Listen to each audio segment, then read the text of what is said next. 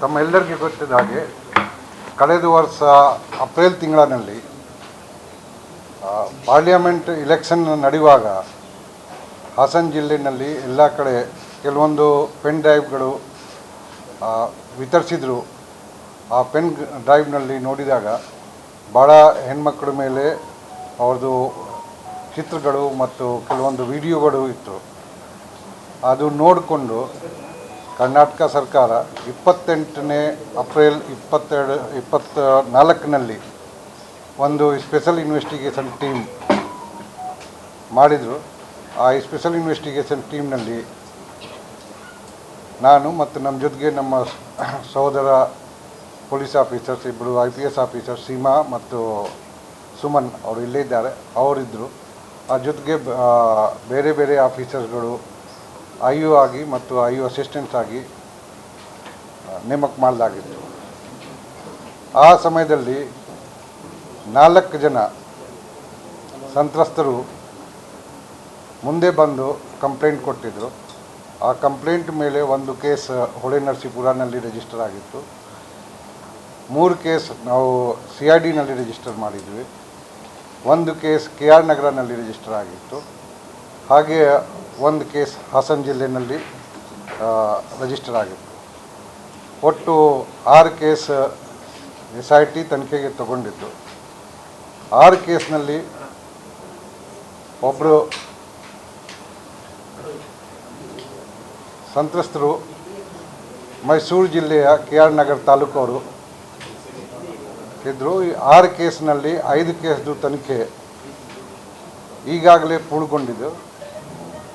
ಆ ತನಿಖೆ ಮುಗಿದ ನಂತರ ನಾವು ಚಾರ್ಜ್ ಶೀಟ್ ಕೊಟ್ಟಿದ್ವಿ. ಚಾರ್ಜ್ ಶೀಟ್ ಆದ ನಂತರ ಕಳೆದ ವರ್ಷ ಡಿಸೆಂಬರ್ 31ಗೆ ಆ ಕೇಸ್ಗಳು ಲೋವರ್ ಕೋರ್ಟಿಂದ ಟ್ರಯಲ್ ಕೋರ್ಟ್ಗೆ ಟ್ರಾನ್ಸ್ಫರ್ ಆಗಿತ್ತು. ಆ ಕೇಸ್ದು ಅದರ 5 ಕೇಸ್ ಪೈಕಿ ಒಂದು ಕೇಸ್ ಜನವರಿ 3ನೇ ತಾರೀಕಿಂದ ಟ್ರಯಲ್ ಕೋರ್ಟ್ಗೆ ಬಂದಾಗ ಟ್ರಯಲ್ ಸ್ಟಾರ್ಟ್ ಆಗಿತ್ತು. ಫಸ್ಟ್ 3 ತಿಂಗಳಿನಲ್ಲಿ ಹೈಕೋರ್ಟ್ನಲ್ಲಿ ಒಂದು ಕೇಸ್ ಇರೋದರಿಂದ ಆ ಟ್ರಯಲ್ ಮುಂದೆ ಪ್ರೋಗ್ರೆಸ್ ಆಗಲಿಲ್ಲ. ರೆಗ್ಯುಲರ್ ಟ್ರಯಲ್ 2ನೇ ಮೇಯಿಂದ ಸ್ಟಾರ್ಟ್ ಆಯಿತು. ಆ ರೆಗ್ಯುಲರ್ ಟ್ರಯಲ್ ಆದ ನಂತರ 3 ತಿಂಗಳಿನಲ್ಲಿ 26 ವಿಟ್ನೆಸ್ಗಳು 180 ಡಾಕ್ಯುಮೆಂಟ್ಸ್ ಮತ್ತು ಮೆಟೀರಿಯಲ್ ಆಬ್ಜೆಕ್ಟ್ಸ್ ಎಲ್ಲ ಕೋರ್ಟ್ನ ಮುಂದೆ ಹಾಜರುಪಡಿಸಲಾಯಿತು.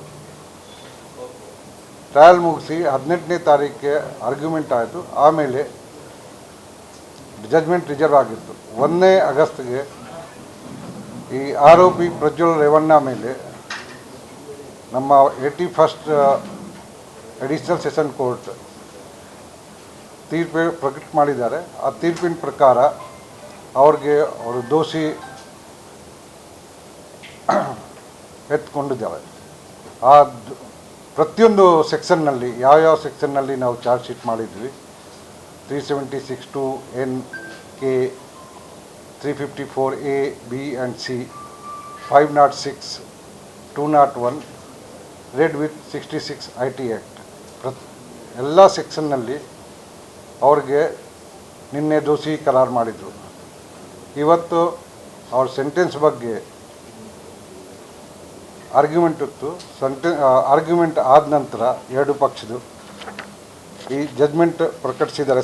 ಶಿಕ್ಷೆಯದು ಪ್ರಮಾಣ ಪ್ರಕಟಿಸಿದರು. ಆ ಶಿಕ್ಷೆಯ ಪ್ರಮಾಣ ನಾವು ಓದ್ಕೊಡ್ತೀವಿ. 376(2) ಅರ್ಥಾತ್ rape by A person who is in authority and command over the victim. ಆ ಪ್ರಕಾರ ಜೀವಾವಧಿ ಶಿಕ್ಷೆ ಮತ್ತು 5 ಲಕ್ಷ ರೂಪಾಯಿ ಜುಲ್ಮಾನೆ. 376(2) are repeated rape committed by a person who is in command and authority over victim. ಜೀವಾವಧಿ ಶಿಕ್ಷೆ ಮತ್ತು 5 ಲಕ್ಷ ರೂಪಾಯಿ ಜುಲ್ಮಾನೆ. ಈ 376(2) ಜೀವಾವಧಿ ಶಿಕ್ಷೆ ವಿಶೇಷತೆ ಏನಿದೆ, ಅಕ್ಯೂಸ್ಡ್ ಏನಿದ್ದಾರೆ ಅವರು ತಮ್ಮ ನ್ಯಾಚುರಲ್ ಲೈಫ್ ಮುಗಿಯುವವರೆಗೆ ಟಿಲ್ ದ ಲಾಸ್ಟ್ ಬ್ರೆತ್ ಈ will be in the jail. ಅವ್ರು ಹೊರಗಡೆ ಬರಂಗಿಲ್ಲ. 354A ಮೊಲೆಸ್ಟೇಷನ್ 3 ವರ್ಷ, 354B 7 ವರ್ಷ, 354C 3 ವರ್ಷ, 506 2 ವರ್ಷ, 201 ಡಿಸ್ಟ್ರಕ್ಷನ್ ಆಫ್ ಎವಿಡೆನ್ಸ್ 3 ವರ್ಷ, 66 IT ಕಾಯ್ದೆ, ಯಾರು ಅವ್ರ ಮೇಲೆ ಅತ್ಯಾಚಾರ ಮಾಡುವಾಗ ವಿಡಿಯೋ ಮತ್ತು ಫೋಟೋ ತೆಗೆಸಿದ್ರು, ಅದು ಕೂಡ ಪ್ರೂವ್ ಆಗಿರೋದು, ಅದಕ್ಕಾಗಿ 3 ವರ್ಷ. ಇದು ಎಲ್ಲ ಪನಿಷ್ಮೆಂಟ್ಗಳು ಏನಿದೆಯಾ ಅದು ಕಠಿಣ ಶಿಕ್ಷೆ ಆಗಿರುತ್ತದೆ. ಅವರ ಜೊತೆಗೆ ಜುಲ್ಮಾನೆ ಏನು ಹಾಕಿದ್ದಾರೆ, ಆ ಜುಲ್ಮಾನೆಯಿಂದ 11,25,000 ಸಂತ್ರಸ್ತೆಗೆ ಪರಿಹಾರ ಕೊಡಲಾಗುವುದು. ಇದು ಶಿಕ್ಷೆ ಇವತ್ತು ಕೋರ್ಟ್ ಪ್ರಕಟ ಮಾಡಿದೆ. ಆ ವಿಶೇಷತೆ ಅಂತ ಏನು ಈ ಕೇಸ್ದು ನಾವು ಎಲ್ಲರೂ ನೋಡಿರ್ಬೋದು. ಏಪ್ರಿಲ್ 28 ಇವತ್ತು 2 ಆಗಸ್ಟ್ ಕ್ರೈಮ್ ರಿಜಿಸ್ಟರ್ ಆಗಿರೋ ದಿವಸದಿಂದ ಜಜ್ಮೆಂಟ್ ದಿವಸ 1 ವರ್ಷ 4 ತಿಂಗಳಲ್ಲಿ ತೀರ್ಪು ಬಂದಿದೆ. ಇದು ಒಂದು ವಿಶೇಷತೆ. ಇನ್ನೊಂದು ಏನು ಹೇಳ್ಬೋದು ನಾವು, ಈ ಡಿಫೆನ್ಸ್ ಪೈಕಿ ಅವರು ಪ್ರತಿಯೊಂದು ಹೆಜ್ಜೆನಲ್ಲಿ ವಿಚಾರಣೆ ಹೆಂಗೆ ಡಿಲೇಲ್ ಮಾಡಬೇಕು, ಯಾವ ಪ್ರಕಾರ ಮುಂದುವರಿಸಬೇಕು, ಜಡ್ಜ್ಮೆಂಟ್ ಬಾರ್ದಂಗೆ ನೋಡ್ಕೋಬೇಕು, ಎಲ್ಲ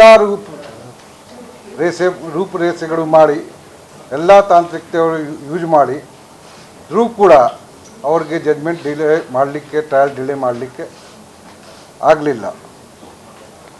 ಎರಡನೇ ವಿಶೇಷತೆ ಏನು, ಈ ವಿಕ್ಟಿಮ್ ಸಂತ್ರಸ್ತೆ ಏನಿದ್ದಾರೆ ಅವರು ಈ ಸಮಾಜದ ಲೋಯೆಸ್ಟ್ ಸ್ಟೇಟ್, ಅವರು ಸಾಮಾಜಿಕ ರೂಪಿಂದ ಮತ್ತು ಆರ್ಥಿಕ ರೂಪಿಂದ, ಮತ್ತು ಅಕ್ಯೂಸ್ ಏನಿದ್ದಾರೆ ಅದು ಉಲ್ಟಾ, ಅವರು politically powerful, economy powerful and socially also powerful. ಆ ವ್ಯತ್ಯಾಸ ಇದ್ದರೂ ಕೂಡ ಆ ವಿಕ್ಟಿಮ್ ತಮಗೆ ನ್ಯಾಯ ಬೇಕೇ ಬೇಕು ಅಂತ ಹಿಡ್ಕೊಂಡು ಕಳೆದ 1 ವರ್ಷದಿಂದ ನಮ್ಮ ಜೊತೆಗೆ ಮತ್ತು ಟ್ರಯಲ್ ಜೊತೆಗೆ ಒಂದು ರಾಕ್ ಅಂತ ನಿಂತು ಈ ಟ್ರಯಲ್ಗೆ ಮತ್ತು ಇದಕ್ಕೆ ಶಿಕ್ಷೆಗೆ ಒಂದು ಮೂಲ ಕಾರಣೀಭೂತ ಆಗ್ತಾರೆ.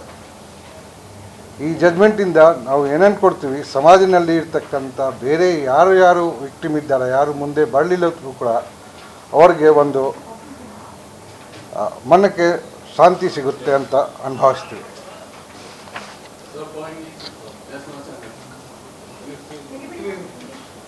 Now, let me finish Kannada. If you got any questions, I will answer in Kannada. ನಾವು ಹೇಳಿದೆವು, ಒಂದು ಜೀವಾವಧಿ ಶಿಕ್ಷೆ ಏನಿದೆ 376(2)K ಫಸ್ಟ್ ಏನು ಹೇಳಿದೆ ಅದು ನಾರ್ಮಲ್ ಜೀವಾವಧಿ ಶಿಕ್ಷೆ. ಎರಡನೇದು ಏನಿದೆ 376(2)N ನಲ್ಲಿ ಇರ್ತಕ್ಕಂಥ ಶಿಕ್ಷೆ ಏನಿದೆ ಅದು till the natural life and the last breath.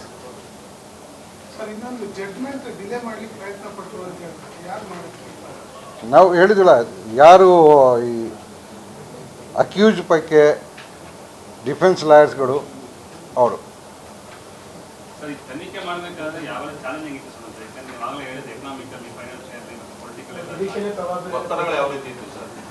ನಾವು ಒತ್ತಡ ಅಂತ ಹೇಳಲ್ಲ.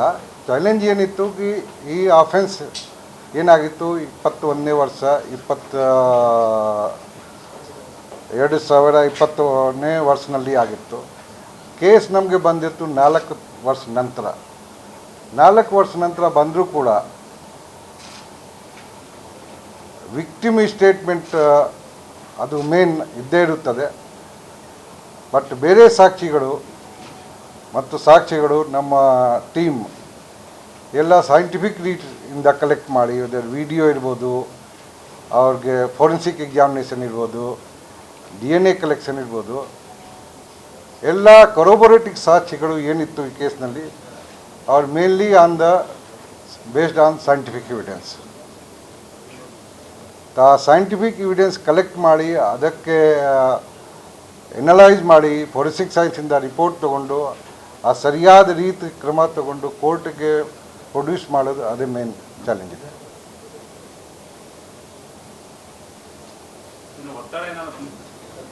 ಇಲ್ಲ, ನಾವು ಒತ್ತಡ ಏನು ಬಂದಿಲ್ಲ.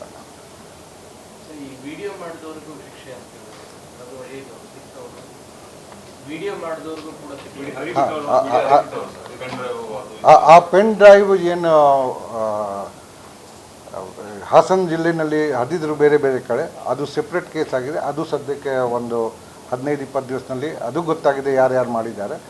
ಕೆಲವೊಂದು ಫೋರೆನ್ಸಿಕ್ ಸೈನ್ಸ್ನಲ್ಲಿ ರಿಪೋರ್ಟ್ ಪೆಂಡಿಂಗ್ ಇತ್ತು, ಯಾಕೆಂದರೆ ಅಲ್ಲಿ 100ಕ್ಕಿಂತ ಮೇಲ್ಪಟ್ಟು ಕಂಪ್ಯೂಟರ್ಸ್, ಲ್ಯಾಪ್ಟಾಪ್, ಮೊಬೈಲ್ಗಳು ಸೀಜ್ ಮಾಡಲಾಗಿತ್ತು ಆ ಕೇಸ್ನಲ್ಲಿ.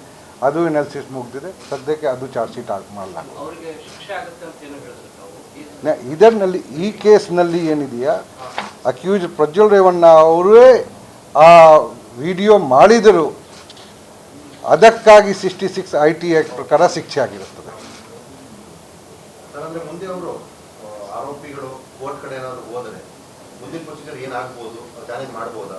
ಹೌದು, ಅವ್ರಿಗೆ ಹೈಕೋರ್ಟ್ನಲ್ಲಿ ಅವಕಾಶ ಇದೆ ಚಾಲೆಂಜ್ ಮಾಡಲಿಕ್ಕೆ, ಸುಪ್ರೀಂ ಕೋರ್ಟ್ನಲ್ಲಿ ಅವಕಾಶ ಇದೆ. ಇದು ಮೊದಲೇ ನಮ್ಮ ಜುಡಿಷಿಯಲ್ ಪ್ರೊಸೆಸ್ನಲ್ಲಿ ಇದು ಮೊದಲೇ ಹಂತದ ನ್ಯಾಯ.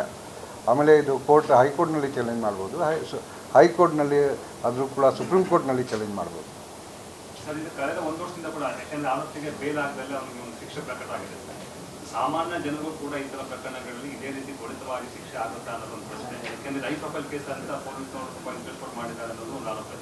ಇಲ್ಲ, ಒಂದು ಮಾತು ಹೇಳ್ತೀವಿ, ನಮ್ಮದು ಈ ಸುಪ್ರೀಂ ಕೋರ್ಟ್ದು ಒಂದು ಜಡ್ಜ್ಮೆಂಟ್ ಇದೆ.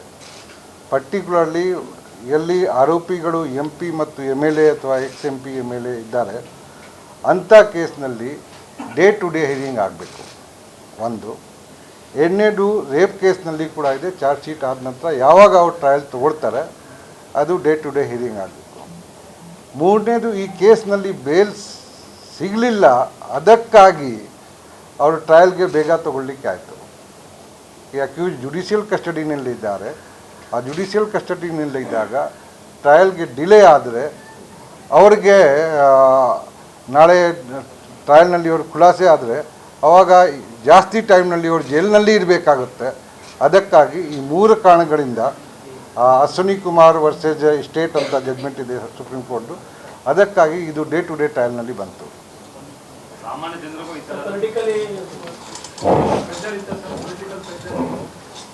ಇಲ್ಲ, ನಮಗೆ ಅಥವಾ ನಮ್ಮ ಟೀಮ್ ಮೇಲೆ ಯಾವುದು ಪೊಲಿಟಿಕಲ್ ಪ್ರೆಷರ್ ಇಲ್ಲ.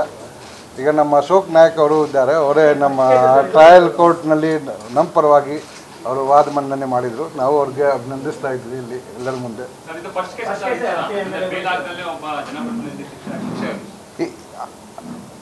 ನಮ್ಮ ನೋಡಿದ ಪ್ರಕಾರ ಇದು ಫಸ್ಟ್ ಕೇಸ್. ಇದು ಬೇರೆ ಬೇರೆ ಕಡೆ ಆಗಿರ್ಬೋದು, ನಾವು ಅದಕ್ಕೆ ಹೇಳ್ತಾ ಇಲ್ಲ ಬೇರೆ ಕಡೆ ಆಗಿಲ್ಲ. ಮತ್ತು ನಮ್ಗೆ ಗೊತ್ತಿದ್ದ ಪ್ರಕಾರ ಮೊದಲನೇ ಕೇಸ್.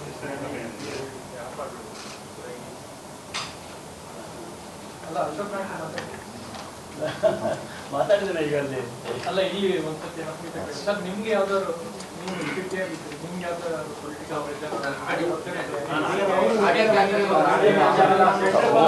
ಒಂದು ನಿಮಿಷ ಮಾತಾಡ್ತಾರೆ ಇಂಗ್ಲೀಷ್ನಲ್ಲಿ. ಈಗ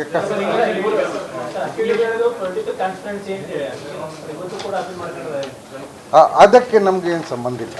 ನಾವು ಒಂದು ಸಂತ್ರಸ್ತೆ ಇತ್ತು, ಅವ್ರು ಕಂಪ್ಲೇಂಟ್ ಕೊಟ್ಟಿದ್ರು, ನಾವು ಇನ್ವೆಸ್ಟಿಗೇಷನ್ ಮಾಡಿ ಚಾರ್ಜ್ ಶೀಟ್ ಮಾಡಿದ್ವಿ. ಹೌದು, ನಾವು ಸರ್ಕಾರದ ಪರ ನೌಕರಗಳು, ಸರ್ಕಾರದ ವಹಿಸಿದ ಕೆಲಸ ಮಾಡೇ ಮಾಡ್ತೀವಿ. ನಮ್ದು ಕರ್ತವ್ಯ. ಸರ್ಕಾರ SIT ಮಾಡಿದ್ದು ಕೇಸಿದ್ದು ಇನ್ವೆಸ್ಟಿಗೇಷನ್ ಮಾಡಲಿಕ್ಕೆ, ನಾವು ಇನ್ವೆಸ್ಟಿಗೇಷನ್ ಮಾಡಿ ಚಾರ್ಜ್ ಶೀಟ್ ಕೋರ್ಟ್ ಕೊಟ್ಟಿದ್ದು. ಆ ಕೋರ್ಟ್ನಲ್ಲಿ ನಡ್ತಕ್ಕಂಥ ವಿಚಾರ, ಅದು ಖುಲಾಸೆ ಆಗೋದು, ತೀರ್ಮಾನ ಕೊಡೋದು ಕೋರ್ಟ್ಗೆ ಇಂಡಿಪೆಂಡೆಂಟ್ ವಿಚಾರ. ನಮ್ಮ ಚಾರ್ಜ್ ಶೀಟ್ಗೆ ಅವರು ಎತ್ತ ಹಿಡಿದಿದ್ದಾರೆ, ಅದಕ್ಕೆ ನಮಗೆ ಸಂತೋಷ.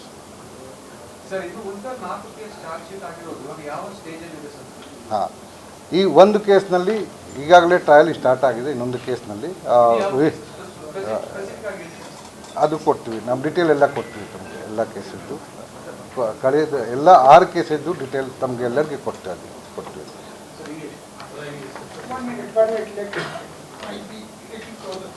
Yeah, please.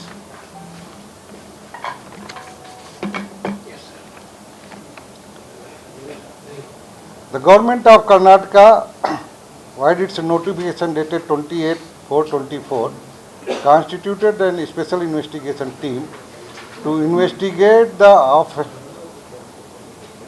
offences committed by accused, which were depicted in the pen drives which were found to be distributed in the Hassan district. Based upon that, 4 cases were registered for the rape and sexual assault and under IT Act against the accused Prajwal Revanna. 1 case of kidnapping was registered against other different persons, and 1 case was registered for the distribution of the pen drive in the Hassan district.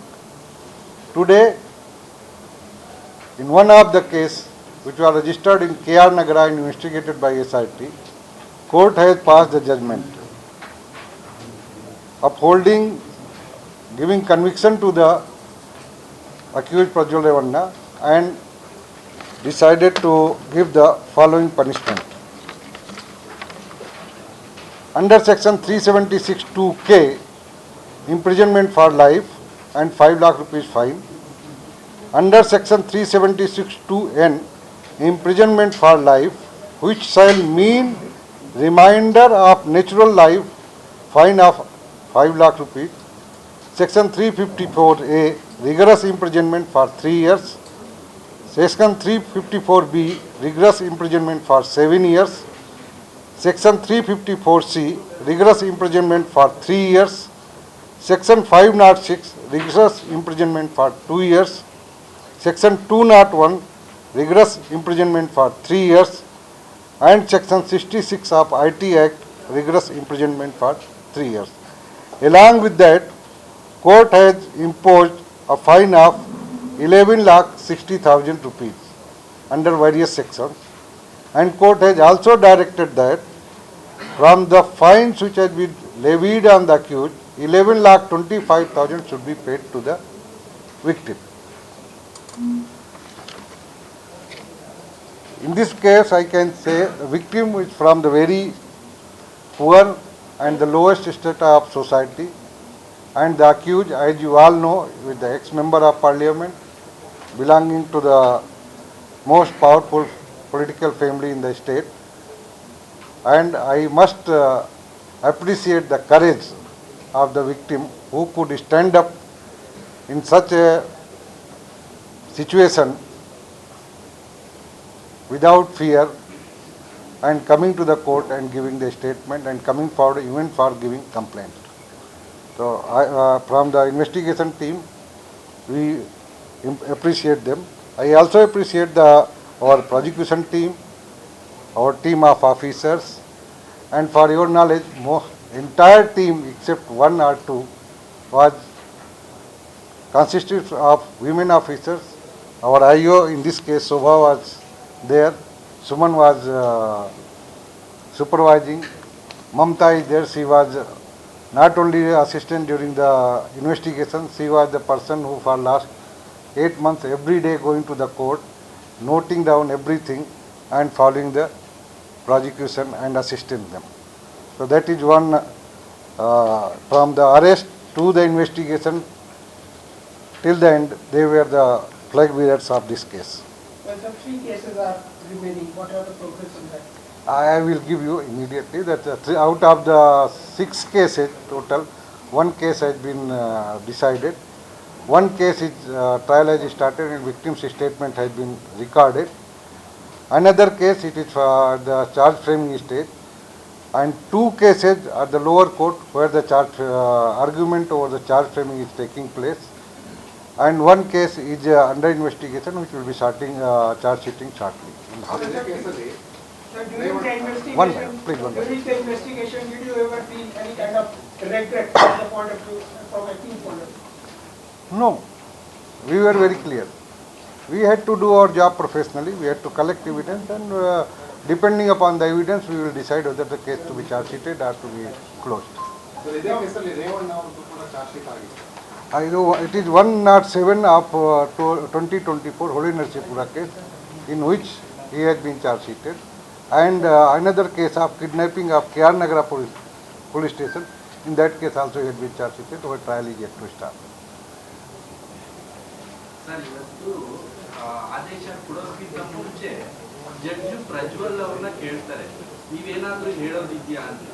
ಅದಕ್ಕೆ ಪ್ರಜ್ವಲ್ ಹೇಳ್ತಾರೆ, lady ಸ್ವಯಂ ಪ್ರೇರಿತವಾಗಿ ದೂರು ಕೊಡೋಕೆ ಇಷ್ಟ ಇರಲಿಲ್ಲ, ಬಲವಂತವಾಗಿ ಕರ್ಕೊಂಡ್ಬಂದು ಕಂಪ್ಲೇಂಟ್ ತಗೊಂಡಿದ್ದಾರೆ ಅಂತ ಆರೋಪ ಮಾಡ್ತಾರೆ ಪ್ರಜ್ವಲ್ ರೇವಣ್ಣ.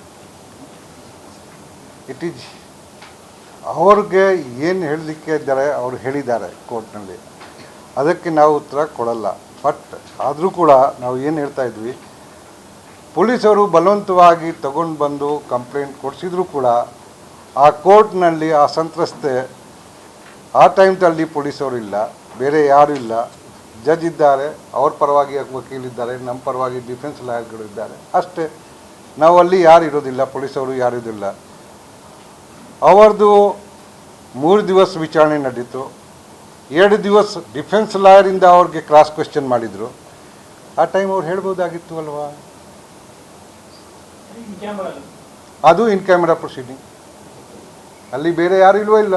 ಡಿಫೆನ್ಸ್ ಲಾಯರ್ ಅವ್ರದ್ದೇ ಲಾಯರ್ 2 ದಿವಸ 8 ತಾಸು ಅವ್ರಿಗೆ ಕ್ವೆಶ್ಚನ್ ಮಾಡಿದ್ದಾರೆ. ಆ ಟೈಮ್ದು ಯಾಕೆ ಅವ್ರ ಕಡೆಯಿಂದ ಹೇಳಿಸ್ಬೋದಾಗಿತ್ತು ಅಲ್ವಾ? ಅದೇ ಉತ್ತರ. ಸರಿ, ದೊಡ್ಡ ಪೊಲಿಟಿಕಲ್ ಫ್ಯಾಮಿಲಿ ಪ್ರಜ್ವಲ್ ಬಂದಿಲ್ಲ ಅಂತ ಹೇಳ್ತೀವಿ, ನಮ್ಗೆ ಸಾಧ್ಯನಾ?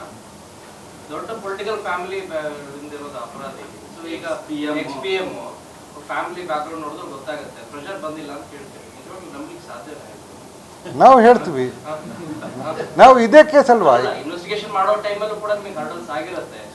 ಹರ್ಡಲ್ಸ್ ಚಾಲೆಂಜಸ್ ಬೇರೆ.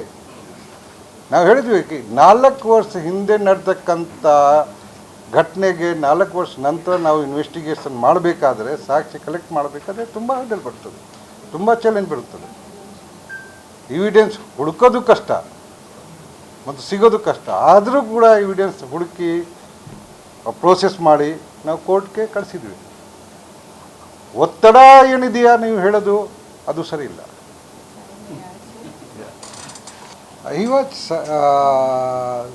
ಅವರು ಒಂದು ಸಾಕ್ಷಿಯಾಗಿ ಅವ್ರಿಗೆ ಕೋರ್ಟ್ನಲ್ಲಿ ಹಾಜರುಪಡಿಸಾಯಿತು. ಅವರು ಸಾಕ್ಷಿಯಾಗಿ ಅವರು ಹೇಳಿಕೆ ಕೊಟ್ಟಿದ್ದಾರೆ.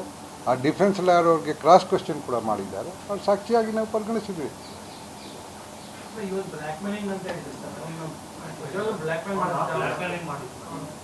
He was the one sharing videos.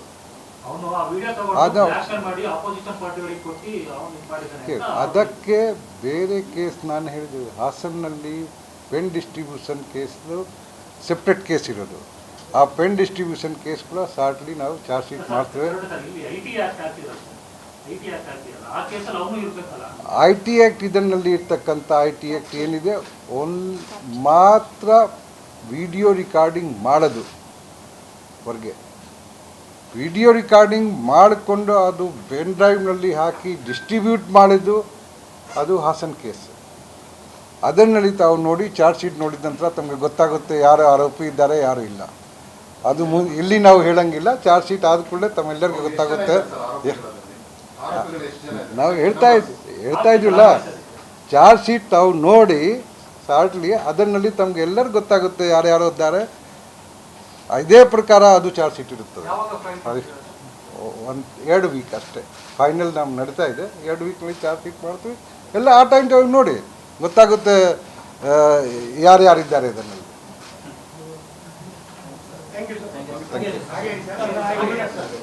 ಕ್ಷಣ ಕ್ಷಣದ ಸುದ್ದಿಗಳಿಗಾಗಿ ಫ್ರೀಡಂ ಟಿವಿ ಸಬ್ಸ್ಕ್ರೈಬ್ ಮಾಡಿ, ಲೈಕ್ ಮಾಡಿ ಹಾಗೂ ಫಾಲೋ ಮಾಡಿ. ಹೊಸ ಸುದ್ದಿಗಳ ನೋಟಿಫಿಕೇಶನ್ಗಾಗಿ ಬೆಲ್ ಐಕಾನ್ ಮೇಲೆ ಕ್ಲಿಕ್ ಮಾಡಿ.